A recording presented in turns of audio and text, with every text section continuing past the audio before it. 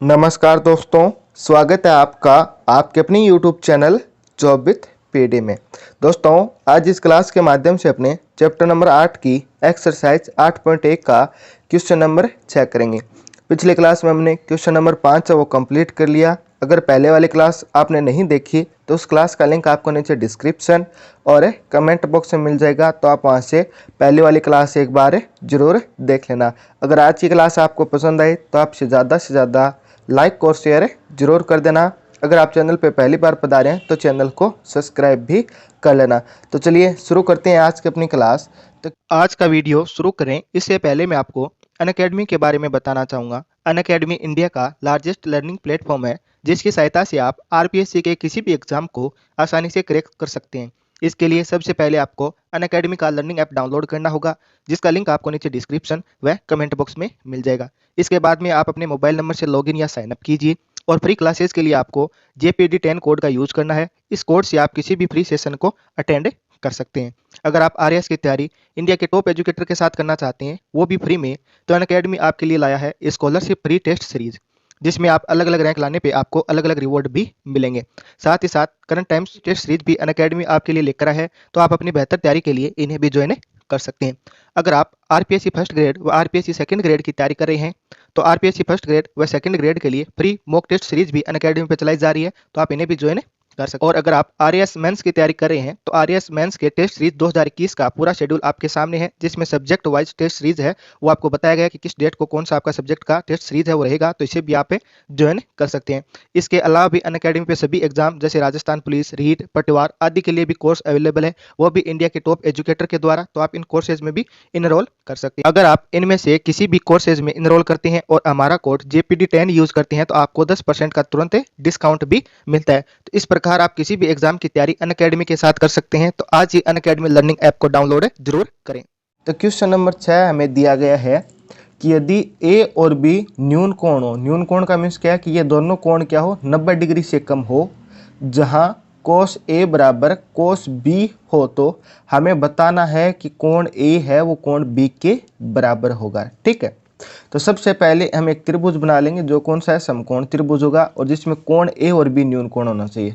तो कोण हमने ए है ये ले लिया, ठीक है, इसके ऊपर वाला कोण है वो बी ले लिया। ठीक है, हमने यहाँ पे कोण बी नहीं लिया। अगर ये कोण बी कर देते तो 90 डिग्री का हो जाता, यानी समकोण हो जाता। लेकिन हमें कंडीशन दी गई है पहले से, ये दोनों क्या होने चाहिए, न्यून कोण होने चाहिए, यानी 90 डिग्री से कम होने चाहिए। तो हमने कोण एक ये लिया है, कोण बी हमने ये लिया है। तो सी है, ये क्या है अपना 90 डिग्री यानी समकोण है, तो इसके सामने वाली भुजा क्या हो जाएगी, कर्ण हो जाएगी। ठीक है, अब हम क्वेश्चन को स्टार्ट करते हैं। सबसे पहले हम वो लिख लेंगे हमें दिया हुआ है। तो हमें क्या दिया हुआ है, हमें दिया हुआ है कि कोस ए बराबर है कोस बी की। ये हमें क्वेश्चन के अंदर जहां कोस ए बराबर है कोस बी की, ये हमें दिया गया है और हमें ये है वो सिद्ध करना है। ठीक है, जो दिया गया ना उसी की सहायता से हम क्वेश्चन करेंगे। तो दोस्तों, कोस ए बराबर आपको पता है क्या होता है, कैसे कि त्रिकोणमिति अनुपात है वो क्या होता है, ट्रिक क्या है, लाल बट्टा कक्का। पहला ये किसका है, साइन का है। दूसरा किसका मान है, कोस का, यानी कोस बराबर क्या होता है, आधार बट्टा कर्ण होता है। आधार बट्टा क्या होता है, कर्ण होता है। तो हम लिख देंगे कोस ए बराबर क्या हो जाएगा, आधार बट्टा कर्ण होगा, आधार बट्टा कर्ण। और इस साइड भी कोस है, तो कोस बराबर क्या होता है, आधार बट्टा कर्ण हो जाएगा। अब इनके आधार और कर्ण का मान रख देंगे। कैसे, देखो यहाँ पे हमने क्या लिया है, कोस ए यानी कोण ए लेना है। जब हम कोण ए लेंगे तो इसके सामने वाली भुजा ये क्या हो जाएगी, लंब हो जाएगी, और नीचे वाली क्या हो जाएगी, आधार हो जाएगी। तो यानी पहले वाले के लिए आधार क्या होगा, पहले वाले के लिए आधार हो जाएगा AC, और कर्ण क्या हो जाएगा, AB। ठीक है, कर्ण क्या हो जाएगा, AB। फिर दूसरे वाले की बात करें तो इसमें हमें क्या लेना है, कोण बी लेना है। कोण बी लेंगे तो इसके सामने वाली भुजा ये लंब हो गई, ये लंब हो गई, तो यानी कि हमें कौन सी आधार लेनी है, तो आधार तो क्या हो जाएगी, BC हो जाएगी। तो हम यहाँ पे लिख देंगे आधार क्या होगी, BC होगी। ठीक है, और कर्ण इसके सामने वाली भुजा क्या होगी, AB होगी। यानी कि कोस ए बराबर क्या हो जाएगा, AC बट्टा AB यानी आधार बट्टा कर्ण, और कोस बी बराबर क्या हो जाएगा, BC बट्टा AB यानी आधार बट्टा कर्ण।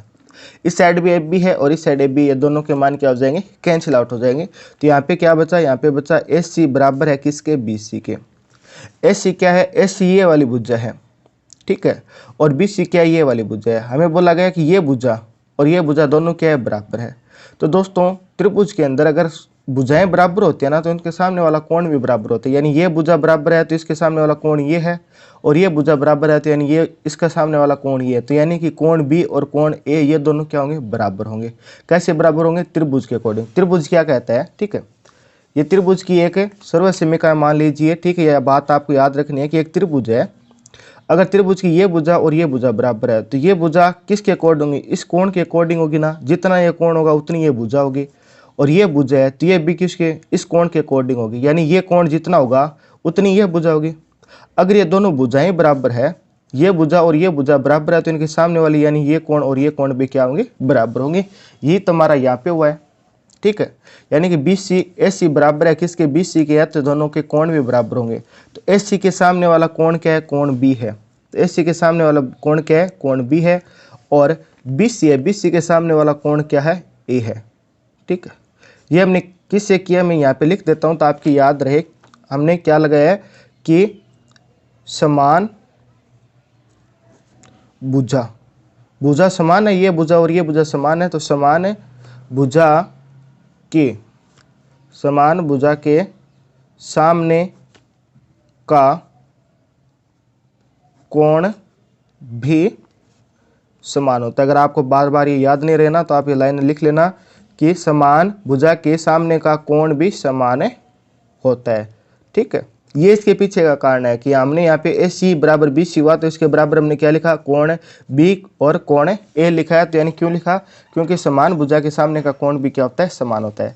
लेकिन हमें तो क्वेश्चन में क्या सिद्ध करना था कि कोण A बराबर कोण B है, तो इसी को हम क्या लिख देंगे, यह लगा के यहाँ पे कि कोण A बराबर क्या है, कोण B है।